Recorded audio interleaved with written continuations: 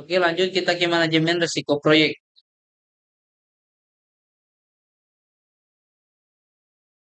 Problem secara waktu timbul dari aktivitas atau keputusan yang dilakukan pada masa lalu sehingga saat ini sudah terjadi dan menjadi sudah diketahui dampaknya. Contoh macam di Jakarta merupakan gambaran dari masalah karena sudah terjadi pada kondisi saat ini. Resiko sementara resiko merupakan kejadian yang belum terjadi, baru merupakan perkiraan akan kejadiannya pada saatnya nanti. Oke, di sini ada tiga komponen yang berkaitan dengan resiko. Yang pertama, efek ketidakpastian dan sasaran. Resiko menurut kamu resiko adalah kemungkinan kerugian atau kecelakaan. Definisi dari resiko adalah sebuah tindakan yang dapat berdampak positif atau negatif bagi proyek. Tujuan dari manajemen resiko adalah untuk meminimalkan potensi risiko negatif sambil memaksimalkan potensi risiko positif. Manajemen risiko, proyek mengidentifikasi, menganalisis, dan merespon terhadap risiko yang ada selama proyek dan tujuan proyek tercapai. Oke, di sini contoh manajemen risiko. Dalam pengelolaan perusahaan secara umum, fungsi penerapan manajemen risiko pada tingkat perusahaan seperti ini. Proses manajemen risiko pertama ada perencanaan manajemen risiko, identifikasi risiko, melakukan analisis risiko kualitatif, melakukan analisis risiko secara kuantitatif, melaksanakan respon terhadap risiko, dan monitoring dan pengendalian risiko. Perencanaan seperti ini terdiri dari input, teknik, dan outputnya. Dan identifikasi risiko seperti ini juga input, teknik, dan output. Analisis risiko kualitatif, input, teknik, dan outputnya. Analisis risiko kuantitatif seperti ini. Perencanaan respon risiko seperti ini.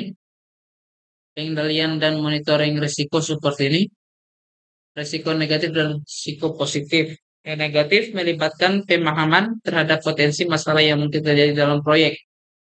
Risiko positifnya yang dihasilkan oleh sesuatu yang baik kadang disebut peluang atau kesempatan. Strategi risiko negatif. Pengen hindaran risiko melibatkan perubahan rencana manajemen, transfer, dan mitigate. Strategi risiko positif. Pertama ada exploit, share, dan enhance. Perencanaan manajemen risiko. Output.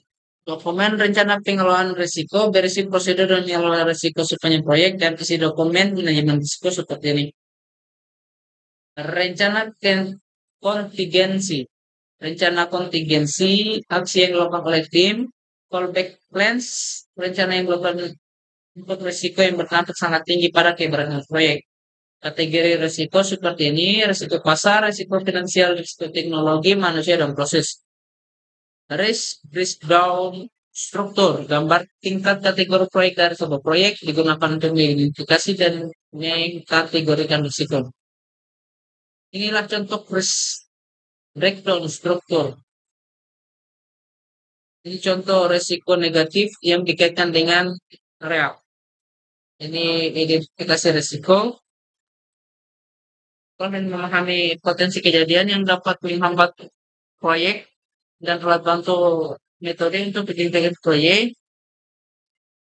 Brainstorming dan interview dan analysis. Brainstorming membentuk grup yang membahas berbagai macam ide. Teknik Delpis digunakan untuk mencapai kesepakatan dari kesimpulan ahli bidang tertentu. Interview sebuah cara untuk menemukan fakta dengan cara tentang informasi dari tertentu. Hasil food strength technique and cooking. Terus register ini probabilitas berisi gambaran probabilitas kejadian risiko. Untuk materi probabilitas seperti ini, menganalisa kuantitatif risiko untuk menggunakan analisa electron trade simulasi analisis. Contoh diagram seperti ini, adalah diagram fungsi yang mengatur dalamnya MLD di situasi yang hasilnya belum pasti. Kapan menghitung estimasi atau MUV?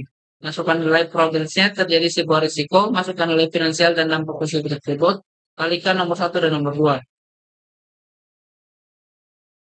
MV, risiko perusahaan melakukan analisis kuantitatif risiko proyek, bisa informasi yang akan mereka laksanakan.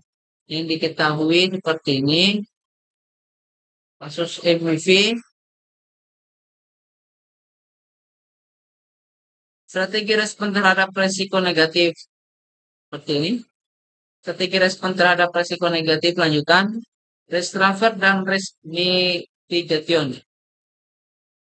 Strategi respon terhadap risiko positif, eksploitasi risiko dan membagi risiko. Strategi respon yang negatif, positif, yang dikatakan risiko dan menerima risiko. Risiko residual yang terjadi sesuai memperhitungkan kontrol yang sudah dijalankan dalam rangka pengurangan dampak dari risiko utama. Oke, mungkin itu saja yang bisa saya jelaskan. Lebih dan kurangnya mohon dimaafkan. Assalamualaikum warahmatullahi wabarakatuh.